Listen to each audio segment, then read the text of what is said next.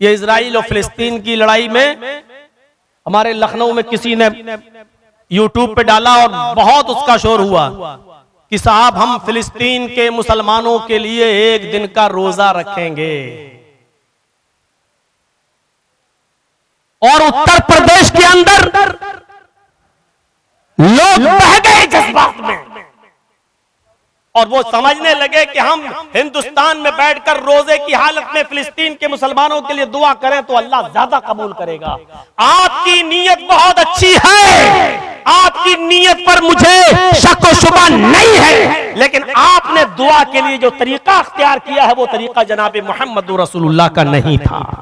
आपने कभी किसी कौम के लिए दुआ अगर करना चाहिए तो उसके लिए आपने कोई रोजा नहीं रखा और रोजा रखकर आपने किसी कौम के लिए दुआ नहीं कराई है। इसलिए मेरे भाइयों, दुआ करने का हक है आपका, आप दुआ कीजिए, लेकिन उस दुआ के लिए सबको आप हुक्म दें कि आप जुमे के दिन रोजा रखें, जबकि अल्लाह के नबी ने नफली रोजा जुमे के दिन, खास कर जुमे के दिन को मुतय्यन करके रखने को मना फरमाया है कि आप कोई भी नफली रोजा जुमे के दिन मुतय्यन करके आप नहीं रख सकते कि मैं जुमे के दिन का रोजा रखूंगा। तो मेरे प्यारे साथियों, और यहाँ कुछ नीम मुल्ला ये ऐलान करते हैं अपने फेसबुक पर और पूरे उत्तर प्रदेश में फैलाते हैं कि फला तारीख में जुमे के दिन रोजे की हालत में अपनी मस्जिदों में जमा होइए और फिलिस्तीन के मुसलमानों के लिए दुआ कीजिए। मेरे भाइयों, दुआ का कहना तो जायज है, कह सकते हैं आप, लेकिन दुआ के लिए जो तरीका आप इस्तेमाल कर रहे हैं कि सबको रोजा रखवाया जाए, ये तरीका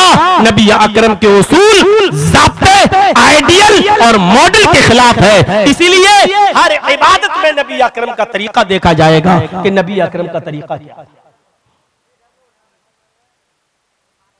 हर वो काम अच्छा नहीं है जिसको हम अच्छा समझते हैं। काम वही अच्छा माना जाएगा जिसका सबूत जनाब मोहम्मद रसूलुल्लाह सल्लल्लाहु अलैहि वसल्लम की शरीयत से मिलेगा। हमारे अच्छा समझने से कोई चीज अच्छी नहीं हो जाएगी, हमारे अच्छा समझने से कोई चीज अच्छी नहीं हो जाएगी। अच्छी वही मानी जाएगी जो जनाब मोहम्मद रसूलुल्लाह सल्लल्लाहु अलैहि वसल्लम ने जिसको अच्छा कहा है, जिसको करने का हुक्म दिया है। अब हम गौर करें, जिस तरीके से हम और आप यहां बैठकर जलसा सुन रहे हैं, क्या सहाबा किराम अल्लाह के नबी की वाज़ो नसीहत नहीं सुना करते थे? सुनते थे। तो क्या वो यही तरीका था? हदीस की किताबों में आता है, जब नबी अकरम वाज करना, नसीहत करना शुरू कर दिया करते थे तो सहाबाए किराम अपने सरों पर बैठी हुई मक्खी भी नहीं उड़ाया करते थे कि ये डिस्टर्ब हो जाएगा, मामला बिगड़ जाएगा। अगर हमने डिस्टर्ब कोई चीज रह गई, नहीं सुन पाए तो यहां तो जुमे के खुतबे होते हैं मस्जिदों में, और जिन मस्जिदों में पंखे नहीं लगे होते हैं, हमने खुद अपनी आंखों से देखा है। और उस जमाने से मैंने तकरीरें करना शुरू की है, 25 सालें तो हो ही गई हैं। ऐसी ऐसी मस्जिदें देखी जहां पंखे तक नहीं थे, तो जुमे का खुतबा दे रहा हूं और लोग हाथ का पंखा उठाकर अपने ऊपर झल रहे हैं, हाथ का पंखा उठाकर अपने ऊपर झल रहे हैं। ऐसी कौम से क्या तवक्को रखी जा सकती है? अभी शेर सुन रहे थे आप, अभी अशार सुन रहे थे आप, इतने दूर से बुलाया था आपने, फिलिस्तीन के ऊपर भी आपने नज़म सुनी है। क्या ऐसी कौम से ये उम्मीद लगाई जा सकती है कि ये फिलिस्तीन के मुसलमानों के लिए, वहां की आवाम के लिए, नौनिहालों के लिए, वहां के बच्चों के लिए और वहां की औरतों के लिए अपनी जान की कुर्बानी और अपनी जान का नजराना पेश कर सकती है? जो कौम 2 घंटा इत्मीनान के साथ बैठकर, सुकून के साथ बैठकर एक दीनी जलसा नहीं सुन सकती हो, बीच में उसको कई बार उठना पड़ता हो, ऐसी कौम से क्या आप ये तवक्को लगा सकते हैं कि ये कौम फिलिस्तीन के लोगों की मदद करेगी? अच्छी आवाज में तकरीर सुन लेना और अच्छी आवाज में मुशायरा सुन लेना, ये एक अलग चीज होती है, लेकिन हमदर्दी के तौर पर मेरे भाइयों किसी को याद करना और हमदर्दी के तौर पर उसकी मदद करना, ये एक अलग चीज होती है जो हमारे और आपके अंदर नहीं है। कितना शोर और हंगामा, और वो भी जलसों में। और हमारी तकरीर में जब ये हाल हो तो बेचारे और दूसरे मौलवियों ने कैसे भुगता होगा बेचारों ने। तसव्वुर करें आप। भैया बैठ जाओ या उठ के चले जाओ। मुझे मालूम है कि कुत्ते की दुम टेढ़ी रहती है, वो सीधी नहीं हो सकती है, चाहे 100 साल नल की पाइप में रखो। वो हम कितना भी चीखेंगे, वो आप वही करोगे जो करते आ रहे हो। 25 साल से नहीं सुधरी कौम तो अब क्या सुधरेगी। ठीक है, जाना हो तो जाओ, शुगर के मरीज हो, पेशाब ज्यादा लग रहा हो तो जाइए। तो मेरे भाइयों सुनिए, लक़द कान लकुम फी रसूलिल्लाहि उस्वतुन हसना। हर चीज में नबी का उस्वा देखा जाएगा। आप दुआ के लिए कह रहे हैं ठीक, लेकिन दुआ के लिए अल्लाह के नबी ने कभी रोजे का हुक्म नहीं दिया कि रोजा रख कर दुआ करो। वो अलग बात है कि बहुत सी जंगे रमजान के महीने में हुई, सहाबा किराम ने इसलिए रोजा रखा क्योंकि रमजान का महीना था, रोजा फर्ज था। वो फर्ज रोजा भी रखते थे और जिहाद भी करते थे, वो एक अलग मसला है। लेकिन जब रमजान का महीना ना हो तो ऐसी सूरत में आप किसी कौम के लिए दुआ करना चाहें तो उसके लिए स्पेशल रोजा रखना ये जायज नहीं है। इसके जवाब की दलील आपको कुरान और हदीस से देना पड़ेगी जो आपके पास नहीं है। अच्छा काम वो नहीं है जो आप बता रहे हैं, अच्छा काम वो है जो जनाब मोहम्मद रसूलुल्लाह सल्लल्लाहु अलैहि वसल्लम बताएं, उसको अच्छा माना जाएगा। नमाज का मसला हो, रोजे का मसला हो, कोई भी मसला हो, हर चीज में हमें अल्लाह और उसके रसूल को देखना पड़ेगा। हमें यह देखना पड़ेगा कि शरीयत क्या कहती है, हमें यह देखना पड़ेगा कि शरीयत क्या कहती है। मैंने तितवारी के जलसे में एक वाकया सुनाया था, देखिए लोग कितना डरते थे। सही बुखारी के अंदर एक वाकया आया है, हजरत उमर फारूक और हजरत अम्मार इब्ने यासिर दोनों एक सफर में है। चाचा बैठ जाओ, चाची सो गई होंगी, किसी काम की नहीं है, अब बेकार है, अब जा रहे हैं, जाओ जाओ जाओ जाओ जल्दी निकलो। सामने से निकलते हैं तो बड़ा डिस्टर्ब होता है। तो हजरत अम्मार भी एक सफर में है, हजरत उमर फारूक भी एक सफर में है, और दोनों का गुजर, बुखारी की रिवायत, दोनों का गुजर एक जंगल से हो रहा है। सफर जंगल से गुजरे, सहरा से गुजरे। दोनों ने सोचा कि सुबह सफर करेंगे, अभी सो जाइए। उन्होंने अपनी अपनी चादरें बिछाई और दोनों सो गए। अब सुनिएगा, जो असल वाकया सुनाना चाहता हूं उस वाकये से मैं आपको जोड़ रहा हूं। देखिए साहबा किराम शरीयत के मामले में कितने मोहतात थे, कोई काम करे या ना करे इस मामले में कितने मोहतात थे। आज तो झट से मुफ्ती फतवा दे देता है कि रोजा रखो और दुआ करो। ये पढ़े लिखे मुफ्ती नहीं होते हैं, ये मुफ्त में डिग्री मिलने वाले मुफ्ती होते हैं। जिनको बैठे बिठाए डिग्री मिल गई, ये बेचारे वो मुफ्ती हैं जिनको मुफ्त में डिग्री मिली हुई है। जिनसे दलील मांगो तो कहते कोई बुरा काम बता रहा हूं, अरे अच्छा ही काम तो है, ये काम तो अच्छा ही तो है, बुरा काम थोड़ी है ये। हजरत उमर फारूक भी सफर में, हजरत अम्मार भी सफर में, दोनों सहरा से गुजर रहे हैं, सहरा पे सो जाते हैं। फजर की नमाज पढ़ने के लिए दोनों उठते हैं और दोनों के पास पानी नहीं है। फजर की नमाज पढ़ने के लिए दोनों सहाबी उठते हैं और दोनों को गुस्ल की जरूरत पड़ जाती है। समझ रहे हैं आप, इशारा काफी है, दोनों को गुस्ल की जरूरत पड़ जाती है, यानी दोनों ही जुम्बी हो जाते हैं। इंसान है, फितरत है, दोनों को एहतलाम हो जाता है और दोनों को गुस्ल की जरूरत पड़ जाती है। अब देखिए गुस्ल के लिए पानी नहीं है, गुस्ल के लिए पानी नहीं है। हजरत अम्मार कहते हैं आए उमर मुझे गुस्ल की जरूरत है। हजरत उमर कहते हैं अम्मार मुझे भी तो गुस्ल की जरूरत पड़ गई है, पानी दोनों के पास नहीं है। हजरत अम्मार कहते हैं चिंता ना करो, अगर पानी नहीं है तो हमारे पास नबी अकरम सल्लल्लाहु अलैहि वसल्लम की हदीस है। अब सुनिए तरीका देखिए, हजरत अम्मार कहते हैं मेरे पास नबी का तरीका है। अल्लाह के नबी सल्लल्लाहु अलैहि वसल्लम ने फरमाया कि जब पानी न मिले तो पाक मिट्टी से तयम्मुम कर लिया करो। हजरत उमर कहते हैं अय अम्मार, ये हदीस तो मैंने भी सुनी, नबी का ये फरमान मैंने भी सुना। जब अल्लाह के नबी ने ये बात कही थी उस वक्त मैं भी उस मजलिस में मौजूद था, लेकिन बात वुजू की थी, गुस्ल की नहीं। यानी अल्लाह के नबी ये फरमा रहे थे जब वुजू के लिए पानी तुम्हें न मिले, जब वुजू के लिए पानी तुम न पाओ तो तुम पाक मिट्टी से तयम्मुम कर लिया करो। हमें गुस्ल की जरूरत है, वुजू की नहीं। अगर वुजू के लिए पानी न मिले तब अल्लाह के नबी ने कहा कि पाक मिट्टी से तयम्मुम कर लो। हमें पानी तो हमारे लिए, हमें वुजू की जरूरत नहीं है, हमें तो गुस्ल की जरूरत है। तो हजरत अम्मार कहते हैं वुजू के तयम्मुम से गुस्ल का तयम्मुम बड़ा कर लीजिए। कयास देखिए, अकल देखिए। उन्होंने कहा कि वुजू का तयम्मुम छोटा होता है, गुस्ल का तयम्मुम बड़ा कर लो। और गुस्ल का तयम्मुम क्या है सुनिए, आप अपने दोनों हाथ पाक मिट्टी पर मारे। जब वुजू बनाना, वुजू के लिए पानी ना मिले तो तयम्मुम कैसे होगा? ऐसे दोनों हाथ जमीन पे मारे और दोनों को फूंक लीजिए, हो गया। इसको चेहरे पे फैल लीजिए, हो गया। अब दाएं हाथ की पुष्ट को बाएं हाथ की पुष्ट पर यहां से ऐसे कर लीजिए ये, और बाएं हाथ के हथेली को दाएं हाथ की पुष्ट पर ऐसे कर लीजिए। ये आपका तयम्मुम हो गया।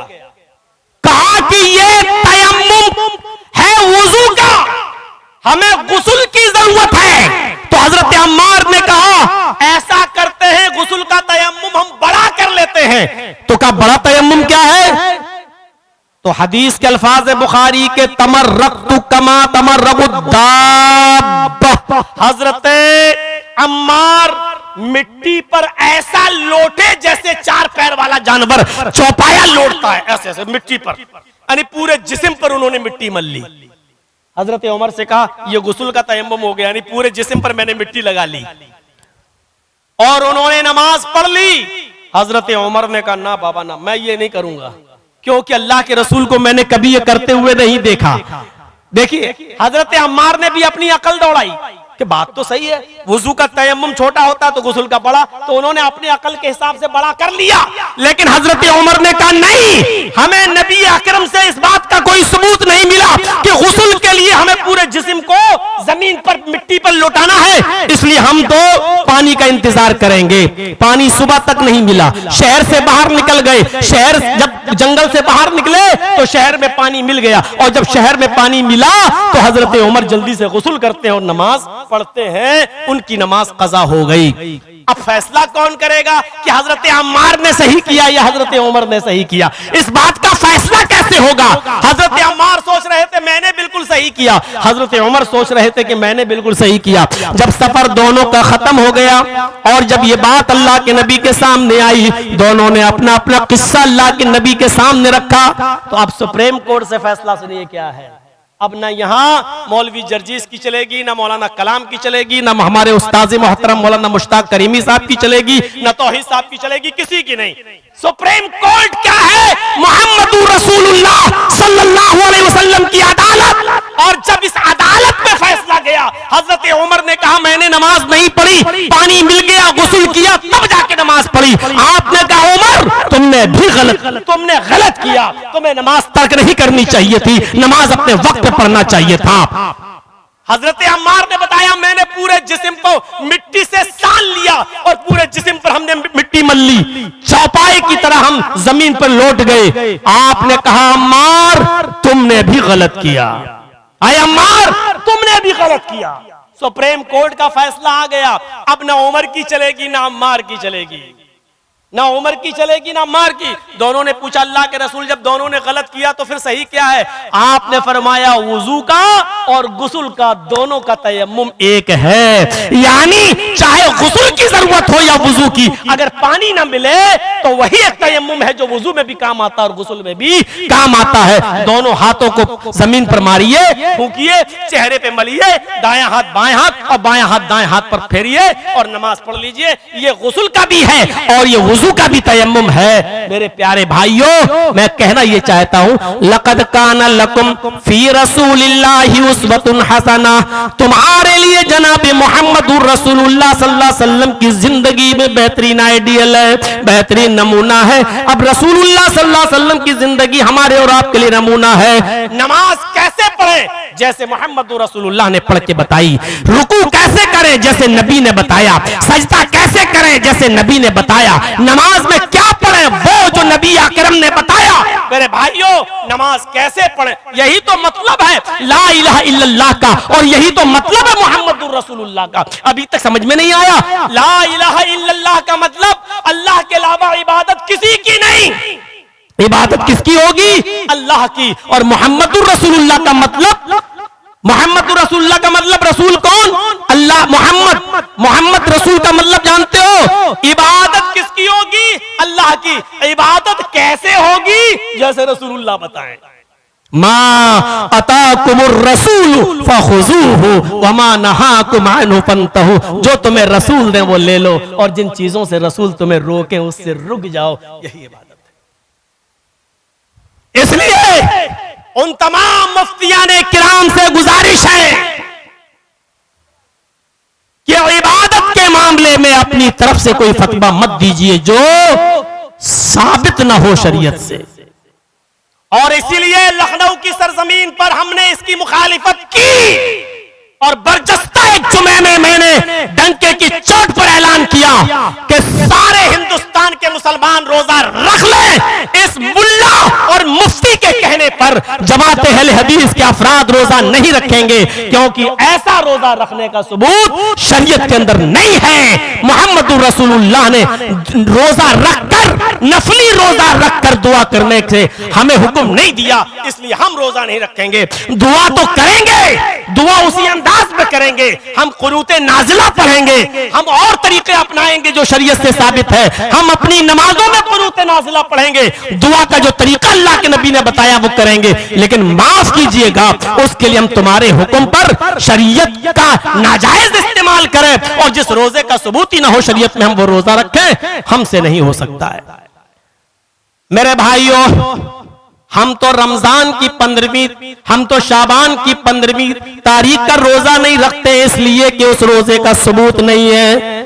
जब हम शाबान की 15वीं तारीख को कब्रिस्तान नहीं जाते हैं इसलिए कि वहां जाने की सारी रिवायतें मौजू और मन गलत और ज़ईफ हैं। जब हमने उनको नहीं माना तो इस मुफ्ती के कहने पर हम कैसे रोजा रख लें और कैसे उस दिन रोजा रखकर हम दुआएं करें। दुआ करना साबित है हदीस से, लेकिन दुआ का तरीका भी हमें बताया तो जनाब मोहम्मद रसूलुल्लाह सल्लल्लाहु अलैहि वसल्लम ने बताया।